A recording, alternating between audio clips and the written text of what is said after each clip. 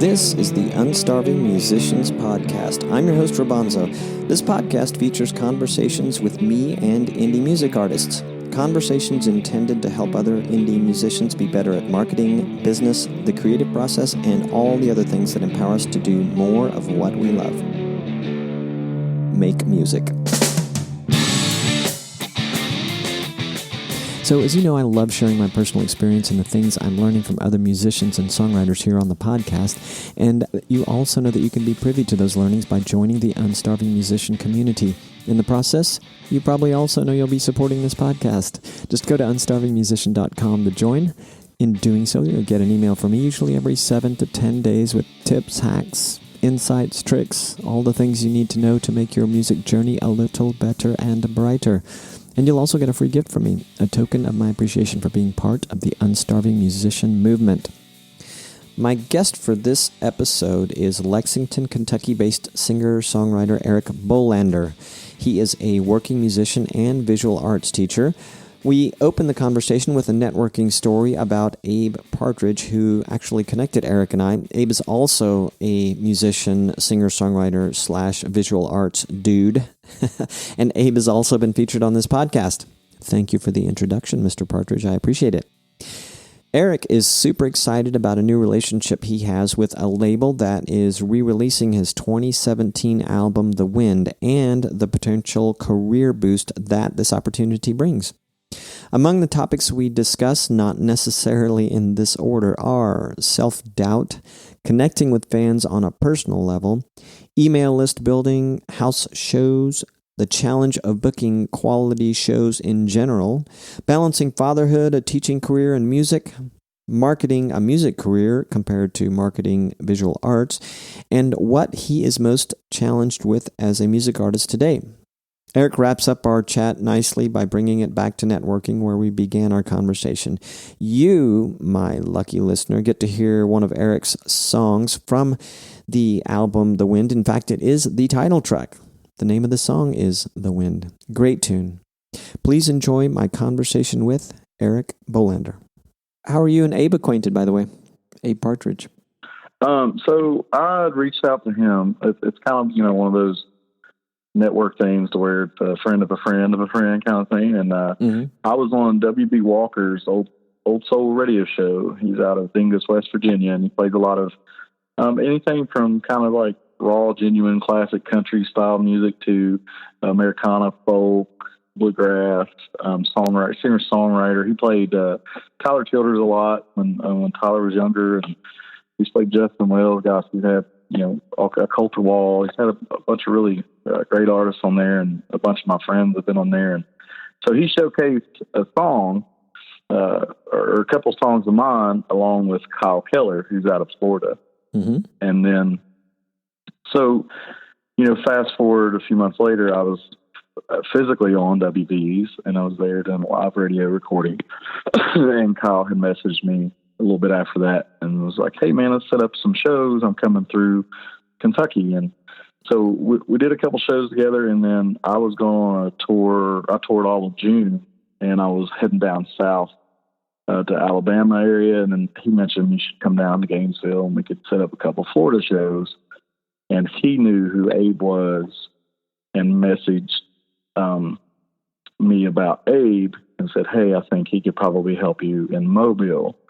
So I reached out to Abe, and of course, name dropped Kyle. Like, "Hey, this is how we met, blah, blah." And then Abe reached back to me. He's like, "Man, I usually don't, necessarily connect with artists I've never met, or toured around or played shows with." He said, "But, I know Kyle, and I listen to your stuff. I like what's going on." So he set up a show with me and a friend of his, for like a songwriter round at the Listening Room in Mobile. Mm-hmm. And that place is just amazing. It's a small little quaint, intimate venue, and it's very attentive. The owner's it's just such a sweet guy that really wants to make things kind of move and create a good environment for songwriters and bands and things. And one of the rules is, where he reminds folks to not talk during the performance, which I about lost my jaw when he said that. I was like, "Oh, that's amazing." He stood up front right before excuse me, right before he introduced us and reminded people why they're there. And I was just like, that's insane. I love this. So that's how, we linked up online and then actually met down in Mobile. So, and then we've kept in touch and playing a show with Abe coming up here at the Southgate House Revival Lounge. I think actually on the 21st of December. And yeah, so there we go. Nice. He's a great guy, and his episode is really fun if you get a chance to listen to it. And I don't know if I did listen to some of it, and he's a fun guy. Yeah. It was one of the funner episodes in terms of how it unfolded. He kind of shared a lot of stuff that I wasn't expecting, and the things I didn't know, of course. So it was fun. So you grew up in Garrison, Kentucky. What was that like? And was there music in your life then? So that's So that's it's a little river town, northeast Kentucky, close to Ashland. A lot of people know of Ashland. It's not too far from Ashland. Kind of foothills of the Appalachia area. 1,400 people, no red lights. A bunch of cousins grew up out in the holler, and I was down the river bottoms, and kind of humble country upbringing. Living the way I live now, it's kind of fun because, me and my wife are both teachers as day jobs too. So we live decently, we have a 2-year-old daughter, and I'm always thinking she's never going to know, you know what I mean? Like what it was like when we were kids. And, we were, kind of a poor part of town. And Lewis County is the county I was in, and I think it's probably, there's 120 counties, I think, in Kentucky, and it's like, bottom 5 as far as socioeconomic status. So it's kind of tough, coming up from that, but music was always around. I didn't start playing an instrument. My best friend, Kevin, taught me some stuff freshman year of college.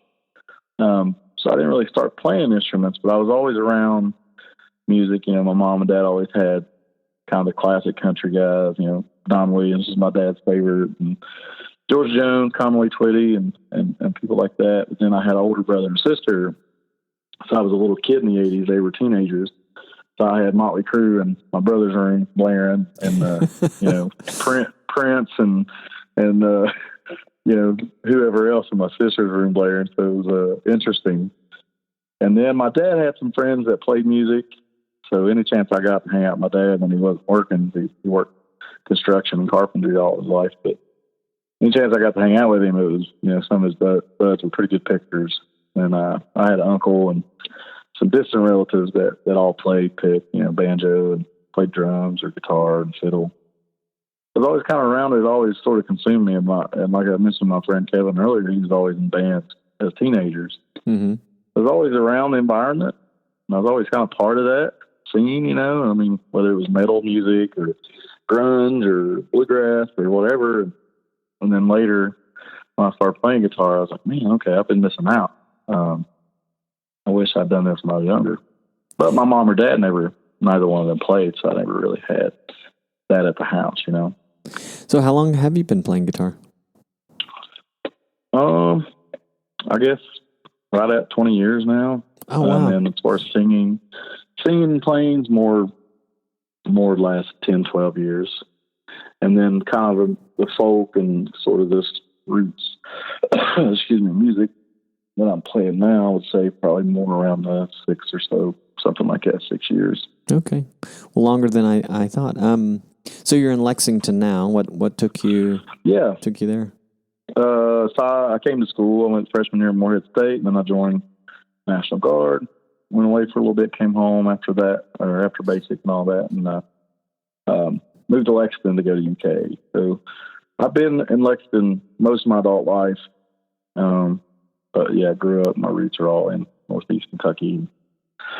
Where we go back for holidays, and my brother, sister, mom, they all still back to the Garrison area. Home. Yeah, my brother has a farm now that's in Garrison. And, wow. My mom and sister both live in Vanceburg, which is the big city, so to speak, of Lewis County. But it's kind of where our high school is, and the county seat, and all that. So it's nice to get back and visit family and things like that. But I'm glad I'm living where I am because it's a nice hub. for music. I can bounce out 2 or 3 hours, and I'm in a decent place to play a gig. That is important.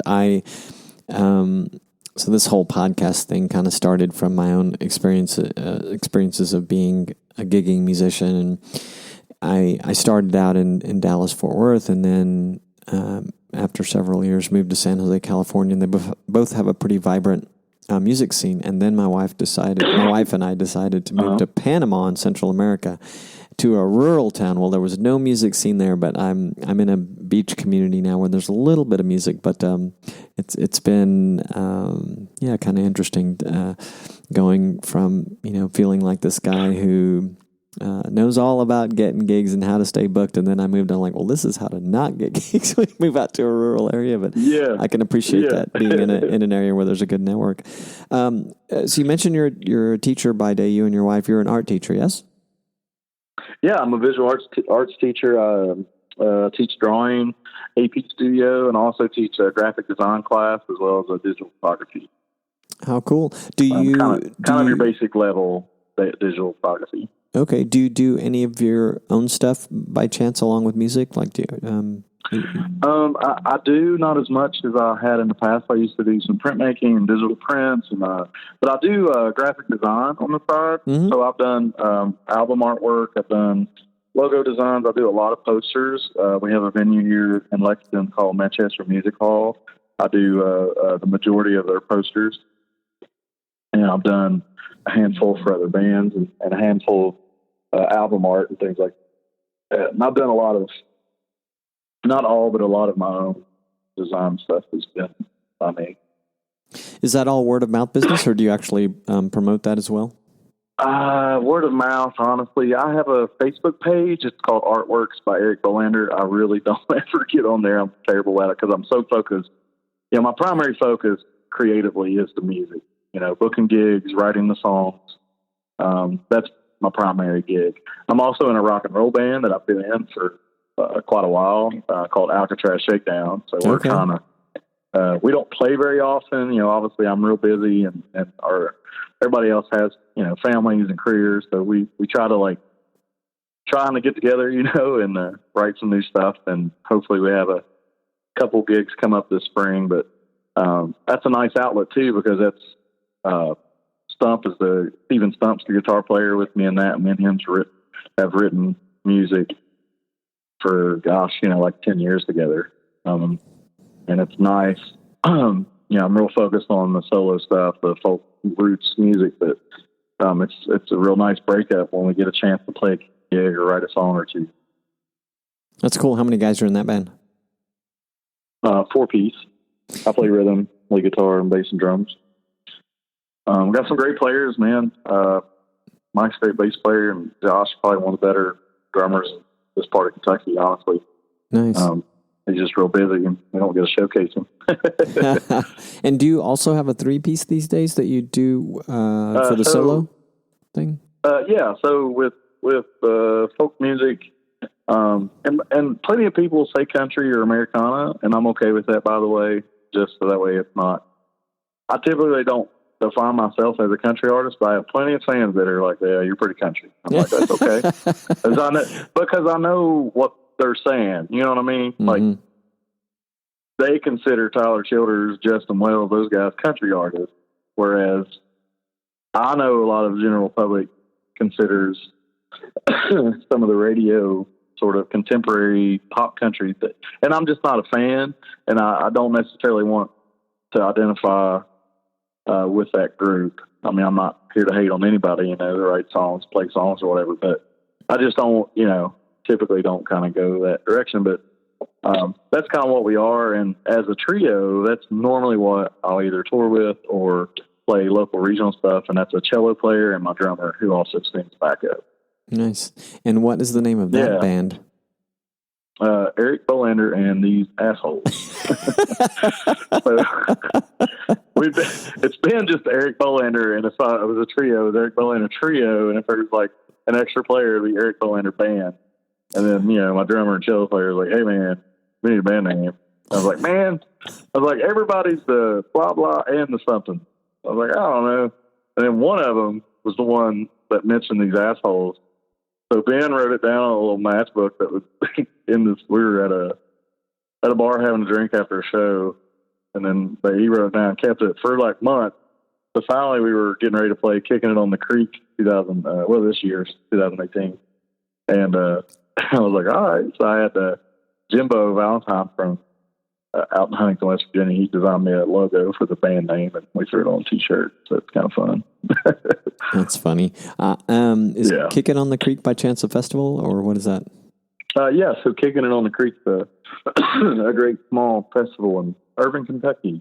It's about an hour-ish southeast of Lexington, so not far at all from here. And it's in the hills, and Byron Roberts puts it on. It started out as a birthday party for his son, and also I think at the same time they were trying to do like kind of a crowdfunding thing for Tyler Childers.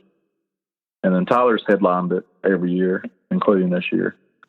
So it's been real interesting. There's about 1,500 probably tickets or something like that.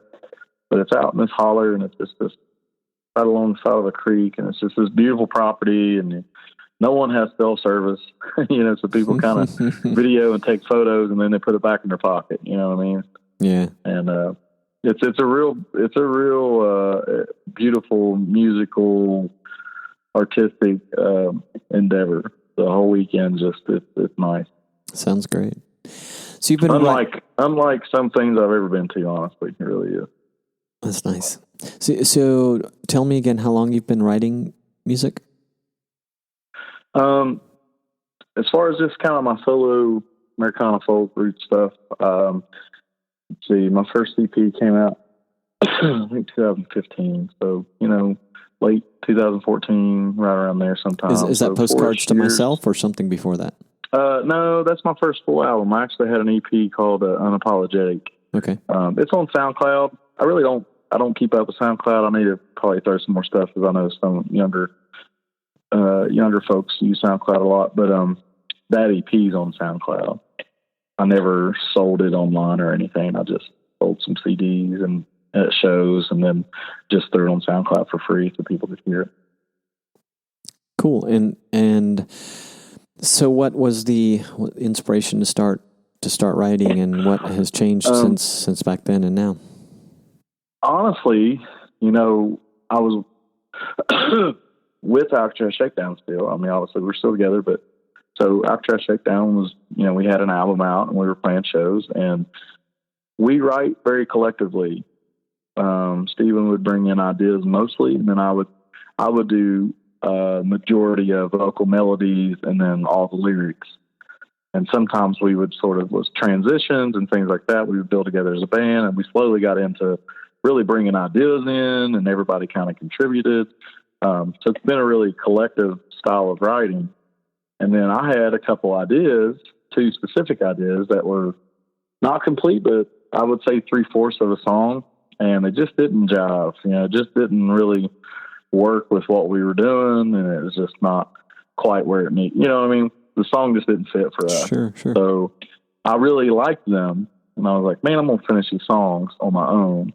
And I had written, I don't know, over the years just playing guitar and fiddling around like a few songs. I mean, they were all terrible, but, I had written, structures of songs before. So it wasn't like my first time doing it solo, but it was definitely the first time seriously doing it. So anyway, I wrote those 2 and finished them, and I finished the lyrics and everything. I was like, man, I really like these. And then I had a couple other ideas. I was like, you know what? I'm going to sit down and really hash these out. So over, on and off, so over the course of several weeks, it might have been upwards of 2 months, I finished writing the other 3 songs. And then I got with my buddy John Ferguson, who at the time was my neighbor. He's a big time musician around here in Lexington. He's done a bunch of bands. Probably most notable is Apples in Stereo. But he's been recording on and off his whole life. So he helped me out, and we put together the EP, and I did all the instruments. I pretended to play drums on half of one song, and then and the rest was no percussion. But that was the EP, and that's kind of how that came about. Was just simply a couple songs that were not really fitting with the rock and roll band, and And I'm thankful for that because, that gave me yet another avenue of creating something. And as far as influences, I would say, honestly, if I really had to pin it down, my number one influence as far as my solo songwriting is John Morland, like hands down. And, Bruce Springsteen's Devils and Dust album, that album specifically and that song specifically resonate no matter what I write. And I have the unpopular opinion that that's his best album. I completely understand that it's not his most prolific album, but that's my favorite album. It was an interesting album, though, and I thought it was pretty good. It was pretty good. Yeah, I think a lot of his old school fans don't necessarily get into it, but for me as a singer-songwriter too, with an acoustic in my lap, like that album was great. But John Morland it's just In the Throes. His album In the Throes has. And then I started, when I was writing some things, I was like, man, this is kind of like taking me back to like being in the backseat of my dad's car in the '80s and listening to Don Williams and Conway Twitty and like Earl Thomas Conley, Keith Whitley, and all these people. And I was like, man, some of this like classic country is really kind of coming out in what I'm doing. And so that some of that's there too, Sure. I'm kind of all over creatively. It's kind of hard to pin me down, I guess. Yeah, I haven't listened to the first album in its entirety. Actually, neither of them in their entirety. I was kind of going through them this afternoon, and Sure. I wanted to make sure that I heard both. And when I went to the first one, Postcards to Myself, it kind of starts out more rocking. Does the Wind? Is accurate to say that the Wind is a little less rock or a little more mellow, or did I just need to get a little farther into it to hear that? No, I think that's a great description, honestly, and Closer to That Flame, the first track on The Wind, is this sort of full band, rock, but rock in the sense that lighter Ron Adams meets Jason Isbell. It's not really rocking out like in that first album. I think the rock part of it, Can't Take Anymore specifically, and Empty Soul, like they're a little more driving, a little more distortion on the electric and things like that, where The Wind I want it to be, and too, The Wind is the first full album with Seth Murphy, who plays cello with me, so that had a big influence too. Sure. So the songwriting, and I write all the songs 95% by myself, and then they come in, Ben on drums and Seth on cello, and really kind of add their flavor to it. So yeah, I had a big influence on what The Wind ended up being, and we're doing a re-release with 2 brand new songs. And with that cello, I think it really, there was, fiddle and viola on 2 songs on Can't Take Anymore, and banjo as well. So I still wanted to have that folk roots connection, but with The Wind, I think it came together more complete. I lost my train of thought here. You mentioned, you mentioned when we first started speaking that you were working on a tour for the new year. I know what I wanted to ask about too. They were kind of related, I think. The Wind is about to be re-released, which you just mentioned again. How did that come about? And how did that come about? So Eastwood Records is a small record label out of Louisville, Kentucky. And for those of you not from Kentucky, that's Louisville, Kentucky. And you're talking to someone from Kentucky when they say Louisville. Right. Yeah. But so Wes is the owner and operator of that. And he's a great guy, man. I think he's just really in it. Obviously, he would like to see some return. That's clearly, but he's really into it because he just seems to be a kind of guy that musician friendly and wants to be supportive of the scene. Nick Dittmeyer and Dave Ernst, John Clay, a handful of folks, Whiskey Riders as a band. There's a handful of other folks that he's involved with.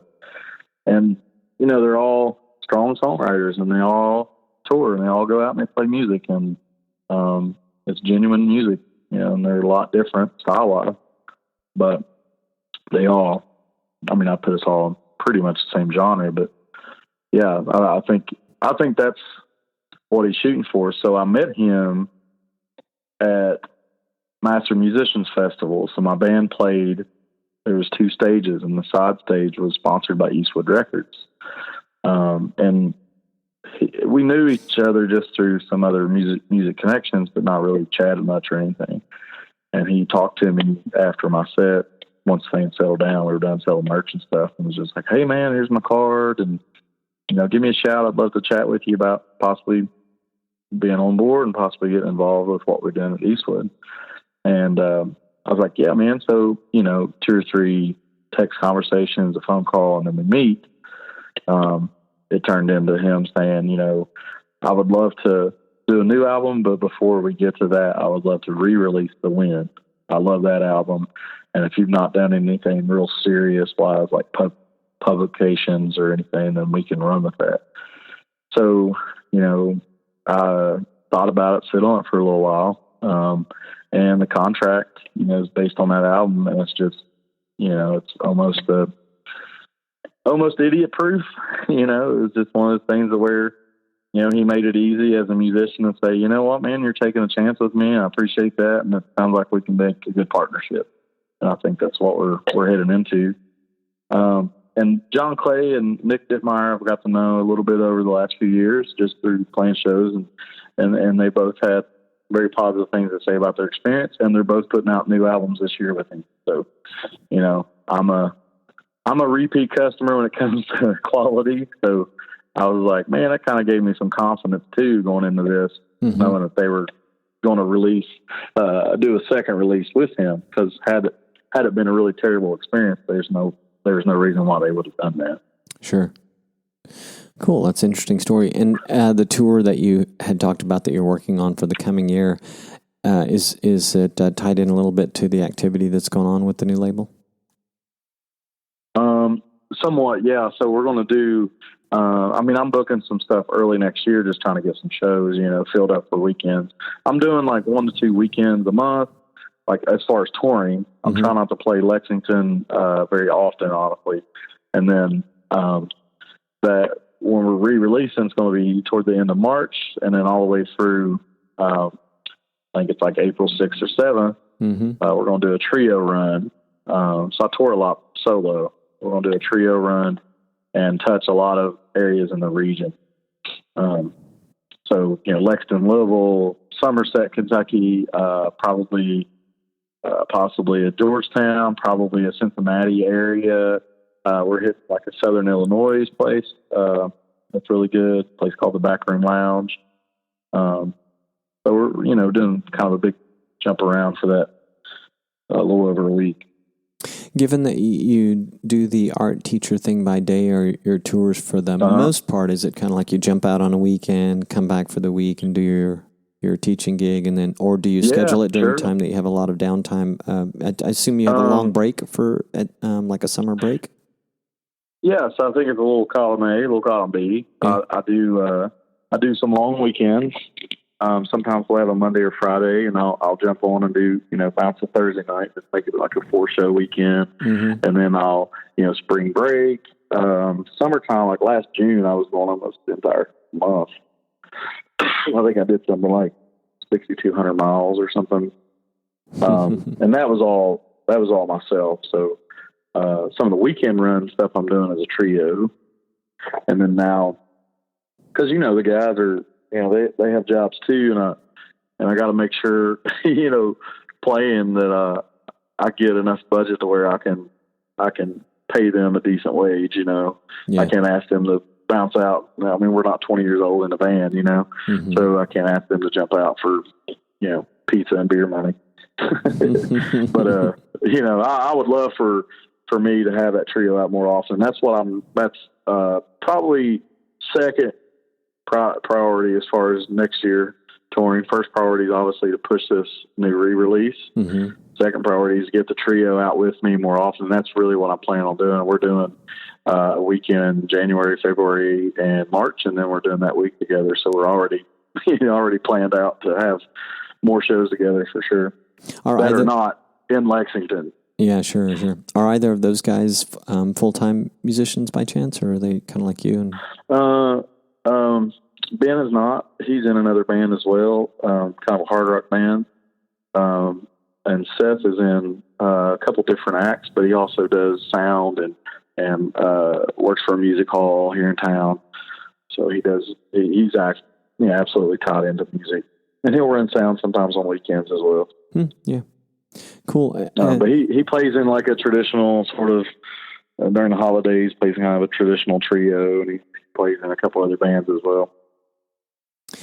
I noticed on the, I don't know why I made,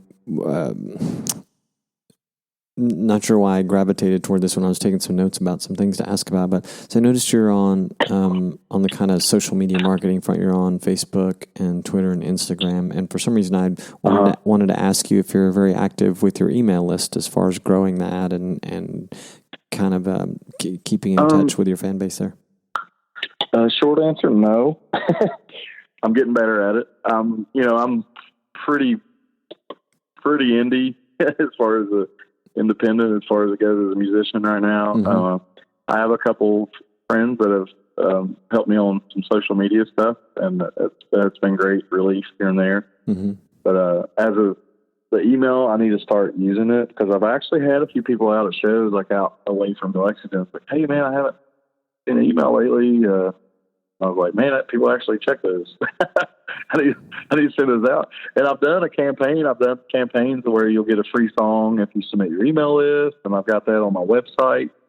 There's a merch button. There's a sign up for the mailing list button. I was like, man, I need to start just sitting down like once a week or once every 2 weeks maybe, and just making sure that I send something out.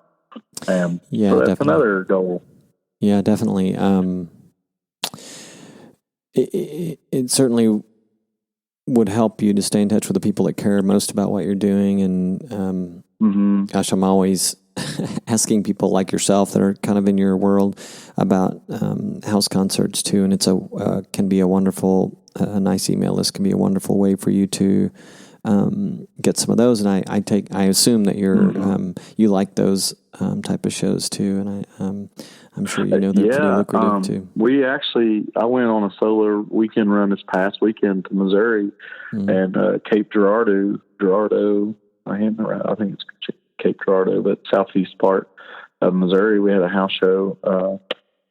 A mutual music friend of ours, Sean, and she got with a couple friend of hers that wanted to host a house show, and we put it together, or they put it together, and we got there, and it was well attended.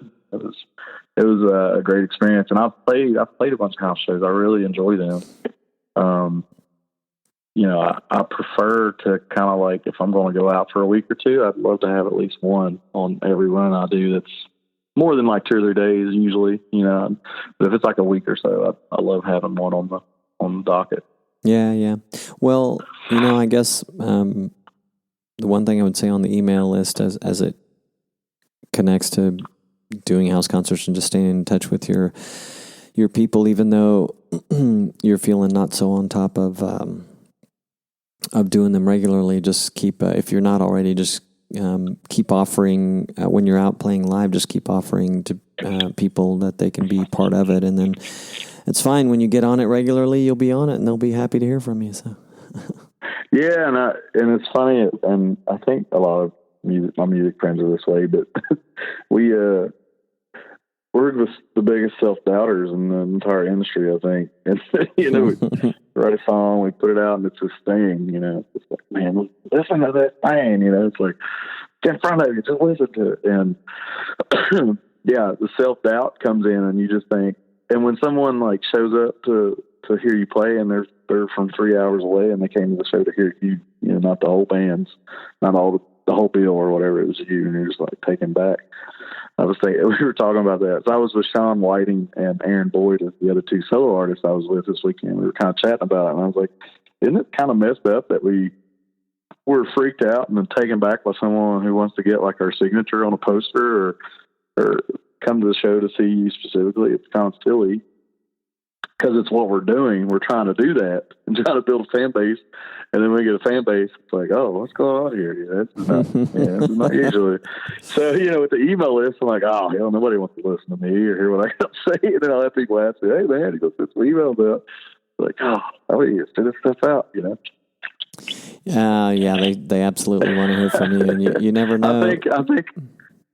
Go ahead. No, I was just gonna say you never know when you're really gonna touch someone. You send these things out, and someday somebody contacts you and say, "Hey, man, I just want to let you know that this song you wrote, and maybe you talked about it in an email, really, I don't know, maybe changed their life or inspired them to do something." So. Definitely happens. Man, I will tell you, kind of going off the rails here for a second, but I have had a handful of people like message me on Facebook or Instagram or like send me an email and say something along the lines like, "Oh, this song helped me through a divorce," or "This song is the blah blah blah," or "I listen to this song with my little daughter all the time." And that's awesome. That makes me feel great. But I was playing at Westport Saloon this past summer. And also another Kentucky band that got put on that bill later in the night, and we hadn't even known till the day of. And a mutual friend of ours, who's a big promoter here in town, his nickname is Grumpy, and he passed away that evening before the show, like an hour before I had to load in. And I was a wreck, man. And I get there, and I'm just, I was like, I gotta get ready for a show. I gotta get cleaned up here and like just kind of put some water in my face and get, kind of stand up and make this work, Mm-hmm. And I was like, man, that's what he would want, I mean, that's what he did. He promoted and he booked and he did all this stuff, and he was such a supporter of me. So I get the show, load in, meet the guy that booked it, and everything's cool, kind of took my mind off of it. And I lost my dad when I was 20. So a lot of that comes out in my lyrics. Not always, but pretty often. And there's one song specific. And I told the story about my dad dying of lung cancer and how he was my hero and has always been my hero and will always be my hero. And I was just going on kind of like talking about this. And then the guys from Brother Smith, they walk in, during my set, and it was just like this kind of comical moment. It was like, we're both from Kentucky and, Kansas City. And at the same night, didn't even realize we got booked together. And, so we were kind of looking at each other and nod. And then after that song, we held our drinks up and cheers to our friend Grumpy. It was just like, may he forever live on stage somewhere, and just kind of like, making a toast.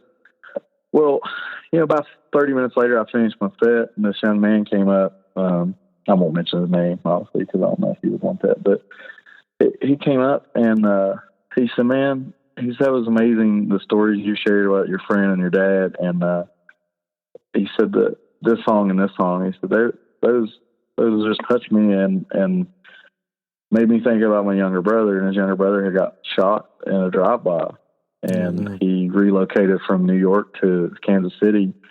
And we walked outside while he smoked a cigarette, and I was kind of chatting about it. We both shared some tears and hugged each other. And it was just probably to date the most beautiful moment as a musician, and being the one that kind of reached somebody that I've experienced. I don't know if I'll top it. That'd be great if I could top that, but man, if he's out there listening, he knows who he is. But he made my whole world change in a great way.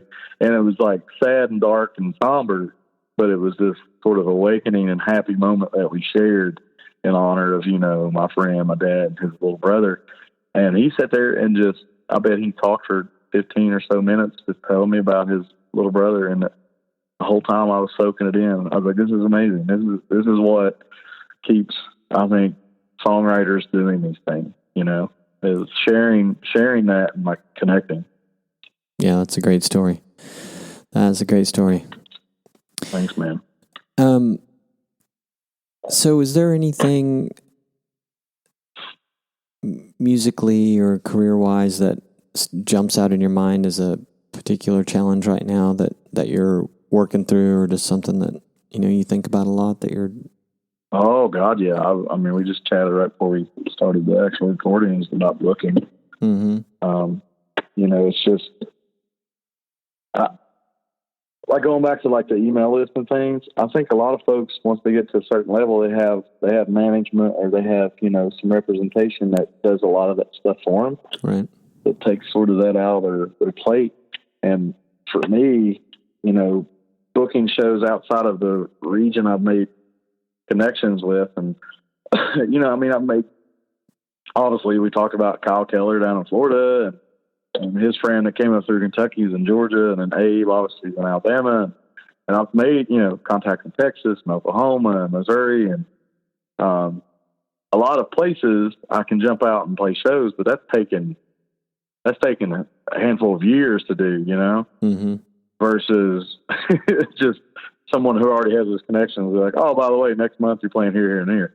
So that is right now for me is the biggest struggle. And then balancing being a teacher and a dad and a musician, all trying to map it out and get assistance where my wife's not just the only person that's staying home with my kid and, things like that. So that's a struggle, but honestly, the most difficult for me at the level and sort of area I'm at right now is booking sort of the small tours that I'm doing. Sure. And getting, quality shows without having to lean on another person. That's the best way to do it is, finding Abe or Kyle or somebody and trading shows and things, but getting past that to where I'm emailing, I'm just now getting, responses from venues being interested in things like that. But, having somebody represent me to do that would be a huge help. And I just don't know. I know it would happen at some point. I know I'll figure it out what would work for me, but it hasn't happened yet. Do you talk to your peers about this and these? There's a couple different parts to the challenge there, I guess. But do you talk to your peers about it? Like how sort of ask them? Oh yeah, man. Yeah. I have a lot of friends, honestly, but my closest, tightest friends are the friends I've made through music. My bandmates in Alcatraz Shakedown. The friends the songwriters that I've met on the road. There's people that are here in town. Derek Spencer's a songwriter. He's become one of my best friends over the last several years, and we talk music a lot. I talk with him about it probably more than anybody else. Whether it's text message, phone call, or we hang out when we get a chance. We really air our grievances and and chat about options, and like he's in the middle of recording a record right now too. And it's just one of those things where, where do you go? What do you do? And it's an odd industry to be in. Like as an artist, visual artist, and an art teacher, it's a little different because, as a visual artist, being rejected is not a new feeling. Like that's constant. You're rejected more often than you're accepted. And that's kind of the gamut. That's part of it. Like you submit to these juried shows and you'll submit to 20 and get in 2 of them. That's just kind of how it works. But as a musician, it just takes so much more to, piece all these things together, create an album, get all these people backing you, putting it out, and then trying to book the show as it does to do 2 or 3 paintings and trying to get into a gallery. Like the amount of behind the scenes work is just, exponential compared to that side of it. Yep. But, so yeah, I'm talking, Brian Minks is another guy. He's a songwriter. He's got a killer band. We chat a lot too about these kinds of things. Yeah. I gather, like some of the guys and women I talk to they have some support, or they might have representation. I still hear them. It seems that they're still doing a lot on their own, just kind of never ending because the way the music business is. You have to have an established, fan base no matter what you're doing. You have to develop your own self as an artist, and it's a changed landscape for sure. Well, Eric, it's been great chatting with you. I appreciate you making time for me. I guess if you could leave us with one thing, beyond touring, do you have any other, we're almost into 2019 now, do you have any plans or aspirations for the new year musically? Yeah, sure. One thing I'd like to mention is the website. It's just www.ericbolander.com. It's got all my links. I've got my YouTube videos, the link to the music, links to the merch site. Like, I'd love for folks and listeners out there that want to hear something new and different to jump on that website and just kind of surf through it and check those things out. As far as plans, it's definitely touring. So those tour dates are going to be updated and done on that website. There's a page on there called Show Dates, and kind of look for me at a town near you, I guess. Cool. And nice videos, by the way. I checked out a couple. I'm looking forward to seeing some more of them. Well, best of luck. Thank you so much. Yeah. They sound great. Best of luck on the tour. I'll be circling back to chat with you soon, prior to this thing actually going onto the podcast airwaves, and look forward to staying in touch, man. Awesome. Thanks so much. And big thanks to Abe for connecting us, just like we talked about that networking, Yeah. I love it. And I do appreciate your time. And I don't know how much you realize that things like this go a long way helping us. And, I've paid you zero money. You know what I mean? It's like one of those things where it's mutual helping of one another. And that's awesome, because that's so helpful, and I'm grateful for that, man. Thanks a lot. Yeah, for sure. And I hope that you and I in this conversation help some other musicians by having this conversation here. So that would be great, man. And all gets paid forward, I guess. All right, man. Have a great evening.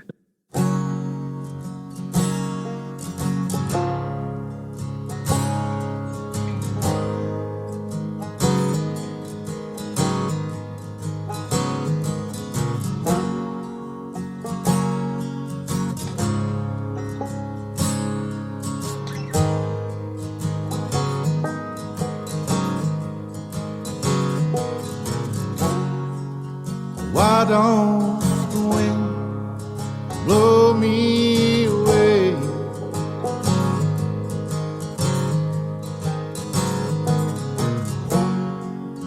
Why don't the wind blow me down?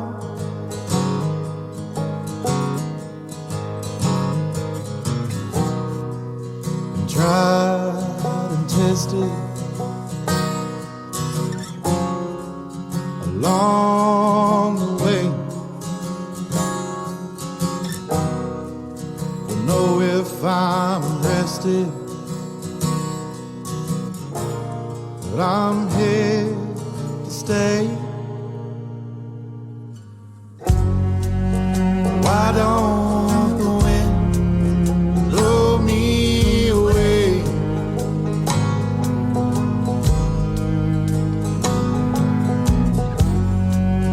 Why don't the wind blow me down?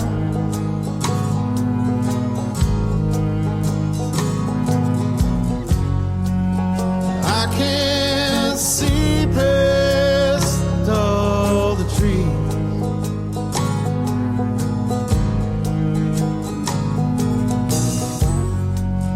Why don't this wind blow me away? Oh, blow me away.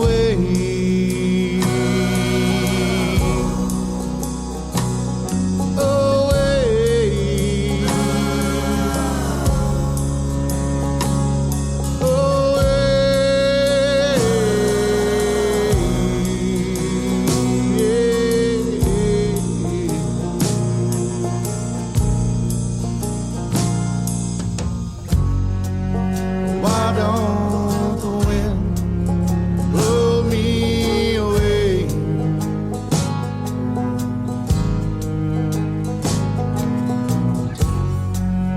Why don't the wind blow me down?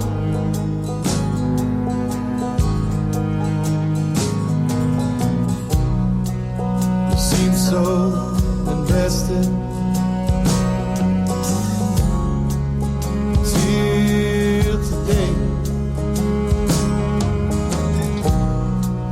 You want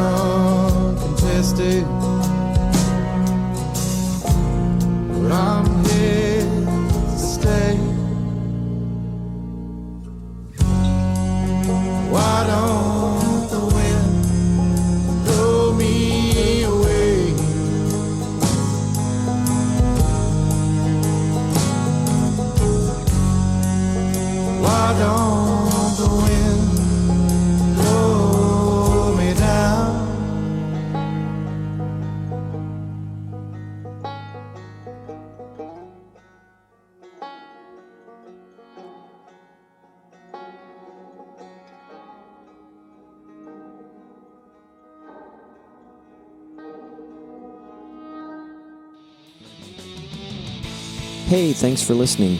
Question for you. Are you struggling to move your music journey forward? I can help. If not personally, then by referring you to the next best available resources.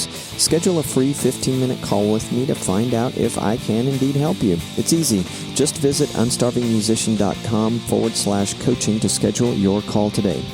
Look for links to just about everything covered in this episode in the show notes at unstarvingmusician.com/podcast. This episode was powered by the Unstarving Musician's Guide to Getting Paid Gigs, how to get booked and paid what you're worth over and over again. It's available on paperback, Kindle, and ebooks just about everywhere you can find them. It's also available as a standalone podcast called the Unstarving Musician's Guide podcast. You can learn more about the book and companion podcast at unstarvingmusician.com/book. I'd love it if you picked up a copy and would love it even more if you left a review. With much gratitude, peace, love, and more cowbell.